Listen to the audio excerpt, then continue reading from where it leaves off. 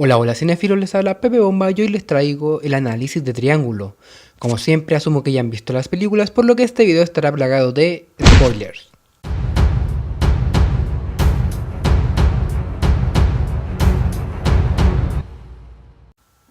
Triangle es una película del año 2009 dirigida por Christopher Smith y protagonizada por Melissa George, Liam Hemsworth, quien es el hermano del actor que interpreta a Thor, y Rachel Carpiani. Triangle en su momento fue una película poco conocida y que recaudó muy poco dinero, casi nada en verdad, pero que con el pasar del tiempo se ha ido convirtiendo en una película de culto, obligatoria de ver para los cinéfilos, sobre todo para los que nos gustan las historias enrevesadas y que esconden más de un significado oculto. Pues bien, como sucede en la mayoría de estas películas, las interpretaciones suelen ser subjetivas y bastante personales, así que aquí les dejo como la entendí yo y espero que ustedes propongan sus opiniones en la caja de comentarios. Bien, iré directo al grano. Todos los que vemos esta película nos quedamos con la sensación que se trataba de viajes en el tiempo o de bucles temporales, más específicamente lo que se denomina un bucle temporal autocoherente, ya que está destinado a repetirse una y otra vez, y sin importar cuánto se esfuercen, todos sus intentos por cambiarlo terminarán por provocar el mismo bucle. Pero después de darles una vuelta a la trama he llegado a la conclusión de que no se trata de un bucle temporal, o al menos no de una forma como lo propone la ciencia ficción, sino más bien es tratado desde una perspectiva de la fantasía. Ya, me explico, y para empezar es importante definir el bucle temporal. Como ya dije, este es un círculo temporal, por lo cual no tiene un inicio y un término identificable. Sin embargo, yo lo partiré explicando desde que Jess despierta de la siesta que duerme en el velero. Más adelante van a entender por qué parto acá. Bueno, durante esta siesta Jess sueña y se ve a ella misma durmiendo en una playa. Después despierta, conversa con la otra amiga, sube a conversar con Greg y después los azota una extraña tormenta. El velero se destruye y cuando parece que todo está perdido aparece un extraño barco de la nada. Este barco se llama Eolus, lo cual es una referencia explícita al personaje de la mitología griega Eolo, hijo de Sísifo, ya que, tal como menciona en la misma cinta, es por este personaje que llaman así al barco. Y bueno, investigan un poco en el barco, se dan cuenta que no hay nadie, todo muy extraño, todo muy bizarro, y luego encuentran las llaves de Jess, siendo que este personaje las había perdido durante el naufragio, dando el primer indicio de que se trataba de un bucle temporal. Y después suceden muchos hechos confusos hasta que todos mueren, excepto la protagonista, quien logra derrotar al asesino botándolo del barco. Recuerden que el asesino siempre ocupa una máscara, por lo cual nunca sabemos su identidad, o al menos no hasta este punto. Y aquí es cuando aparece el segundo grupo de náufragos y suben al barco, confirmando nuestras sospechas de que se trataba de un bucle temporal. Esta vez Jess intenta salvarlos a todos, cambiando los hechos, pero falla en su intento. Cuando sube el tercer grupo de náufragos es cuando Jess descubre que volverán una y otra vez cada vez que lo maten a todos. En esta oportunidad se le ocurre el plan de advertirles a todos que no suban al barco.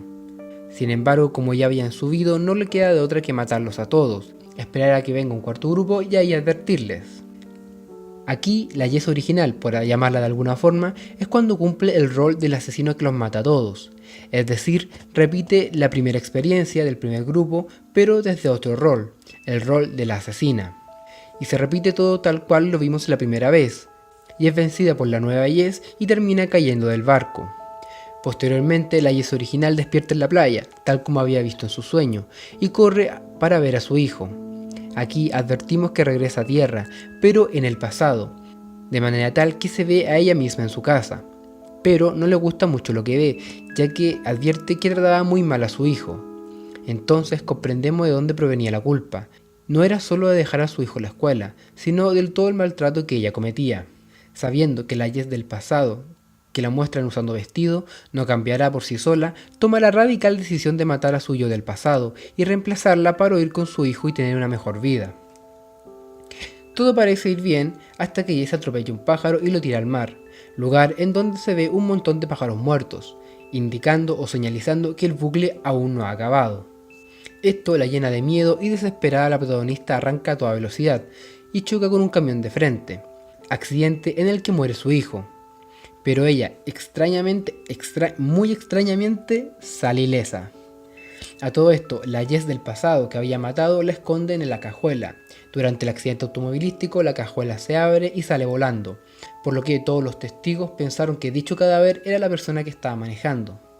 Hasta este punto nos hemos dado cuenta que la película es una pendiente de rareza, es decir, parte de una situación completamente normal y cada vez se pone más y más bizarra. El punto cúlmine o el clímax de lo bizarro es cuando de la nada y muy casual llega un taxista quien le comenta que no hay nada que hacer con el niño, ya que morirá de todas formas. Y así, muy casual, le pregunta si desea que la lleve a algún lado. Jess responde que sí y le indica el muelle de donde saldría el velero. Ahora, fíjense en los colores de esta escena, están cargados de azul oscuro, dándole un toque bastante sombrío, que además desencajan con el tono de las escenas inmediatamente anteriores y posteriores. Al llegar a este lugar, el taxista le pregunta si volverá, ya que dejará el taxímetro andando.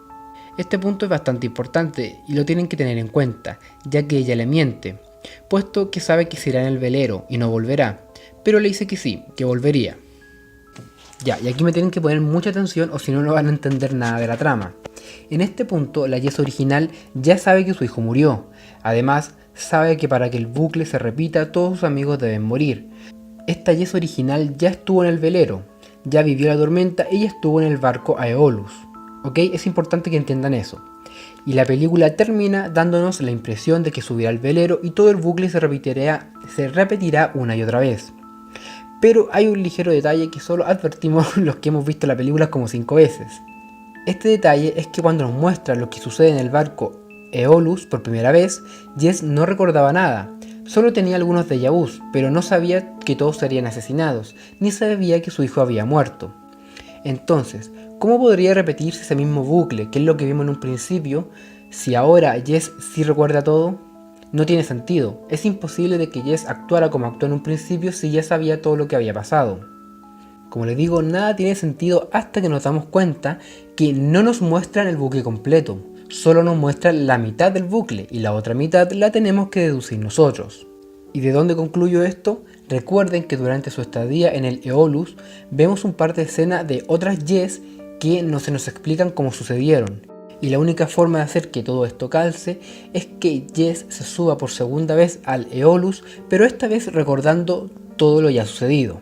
Miren, me explico mejor. Esta segunda vez en que Jess sube al velero ya sabe todo lo que va a suceder, por ende ya sabe que su hijo murió y que todos van a morir, por lo que está mucho más decidida. Y esta es la Jess a la que le apuntan en esta escena, y luego es la que es herida en la cabeza. Entonces, ¿dónde termina el bucle? En un punto la Jess original durante su primera estadía en el Aeolus ve como otra Jess asesina a la Jess herida en la cabeza. Estas dos Jesses que están peleando son las que suben por segunda vez al barco y recuerdan todo. Es decir, estas dos son las Jess que ya vivieron el accidente automovilístico y lo recuerdan. Por lo que podemos deducir que en un arranque de ira, Jess se mata a sí misma. Y lo pongo entre comillas, ya que después de morir, Jess despierta en el velero. Pero esta vez despierta olvidando todo y creyendo que se trataba de una pesadilla bizarra. Ya que al despertar olvidando todo, las cosas pueden suceder tal como lo muestra la primera vez. Y vemos como todo se repite una y otra vez. Y por eso comencé explicando el bucle desde este punto. Ahora, sé que esta forma de verlo puede ser algo antojadiza y rebuscada, pero según yo es la única forma de que todo tenga sentido. Espero no haberme enredado mucho y que hayan entendido cómo funcionaba el bucle. Ahora bien, ¿por qué alguien sufriría tanto, sobre todo si es un castigo eterno? La respuesta a absolutamente toda la película o toda la finalidad de la película está resumida en 10 segundos de esta cinta. Aeolus. Aeolus. Fue el dios griego del viento y padre de Sísifus. Un hombre condenado por los dioses a empujar una roca hasta la cúspide de una montaña y dejarla caer de nuevo. Eso es un maldito castigo. ¿Qué hizo? Engañó a la muerte. No, él hizo una promesa a la muerte que no pudo cumplir. Estudié eso, pero no puedo recordar. ¿Podemos seguir moviéndonos, por favor? La leyenda cuenta que por motivos desconocidos, Thanatos, la muerte, por orden de Zeus, fue a buscar a Sísifo, pero este lo engañó y les puso grilletes, por lo que nadie murió por años. Hasta que Ares liberó a Thanatos y puso a Sísifo bajo su custodia en el inframundo. Pero Sísifo era inmensamente ingenioso, ya que antes de morir le dijo a su esposa que cuando él se marchase no ofreciera el sacrificio habitual a los muertos, y ésta así lo hizo. Así que, una vez en el infierno o el inframundo, este se quejó de que su esposa no estaba cumpliendo con sus deberes, y convenció a Hades para que le permitiese volver al mundo superior y así castigarla. Pero cuando estuvo de nuevo en Corintio, se rehusó a volver de forma alguna al inframundo. viviendo varios años más en la Tierra hasta que fue devuelto a la fuerza por Hades. En el inframundo, Sísifo fue obligado a cumplir su castigo, que consistía en empujar una piedra enorme cuesta arriba por la ladera empinada, pero antes de que alcanzase la cima de la colina, la piedra empezaba a rodar hacia abajo. Y así, Sísifo tenía que empezar de nuevo desde el principio, una y otra vez por la eternidad. Ahora la alegoría o la referencia es más que clara. El supuesto bucle temporal es solo el castigo de Yes por haber matado a su hijo, y este castigo se repite una y otra vez por la eternidad, al igual que Sísifo. Por eso partí diciendo que al fin de cuentas la temática detrás no era tanto de ciencia ficción, sino más de fantasía. Otro punto importante es que la primera vez que la vi me quebré la cabeza intentando definir cuándo terminaba la realidad y cuándo comenzaba este bucle como de la dimensión desconocida, por así llamarlo. Y a fin de cuentas he llegado a la conclusión de que en ningún momento se nos muestra la realidad. Todo, absolutamente todo lo que vemos es el castigo de Yes. En otras palabras, todo lo que vemos sucede dentro de esta dimensión desconocida. Entonces, ¿cómo murió su hijo? Si bien el accidente automovilístico que vemos sucede dentro de esta dimensión, es una clara referencia a lo que sucedió en la vida real. Es decir, en la vida real, la Yes con vestido trataba muy mal a su hijo y, producto de la ira, tuvo este accidente automovilístico en el cual ambos fallecieron. La diferencia es que Yes fue llevada a esta dimensión desconocida o que también podríamos entender como un purgatorio. Y aquí es donde el personaje del taxista recobra importancia, ya que, como ya se irán imaginando, es una clara referencia a la muerte, y cuando le ofrece llevársela a otro lugar, en el fondo es la muerte quien le ofrece llevársela al más allá. Eso tampoco queda muy claro. Sin embargo, Yes obró mal en cuanto a su hijo, pero lo que la sentenció definitivamente a su castigo fue engañar a la muerte, es decir, al taxista, ya que el hecho de ir al puerto y no volver con el taxista simboliza o representa el no aceptar su destino, y lo que es peor de todo, el no aceptar su responsabilidad por la muerte de su hijo. Y por aquella negación es que se empeña en salvarlo, sin saber que esta segunda vez, al subir al Eolus, fallecerá y volverá a despertar sin recordar nada, repitiendo su castigo por la eternidad. Y bueno, cinéfilos, espero que les haya gustado este video. Si comparten mi interpretación de la película, háganmelo saber en los comentarios. Y si no, también. Si les gustó el video, denle like, compártelo y suscríbanse a mi canal.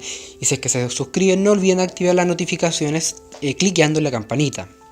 Los que me siguen hace un tiempo saben que me gusta ir mezclando reseñas de películas nuevas con análisis de películas ya más antiguas.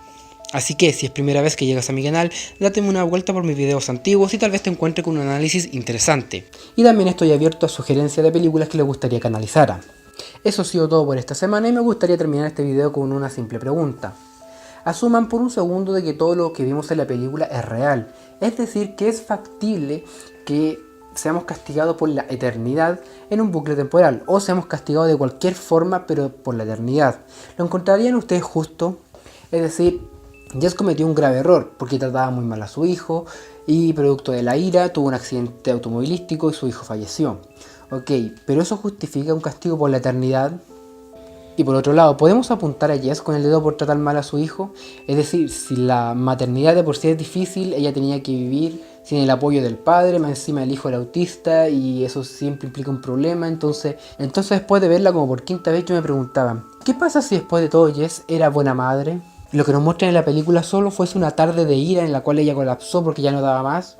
¿Podemos juzgar a una persona por un día de su vida? No lo sé, me empecé a preguntar esas cosas y que dije les voy a preguntar a mis escasos seguidores a ver qué opinan. Así que eso, déjenme sus respuestas en los comentarios y estamos conversando. Hasta la próxima.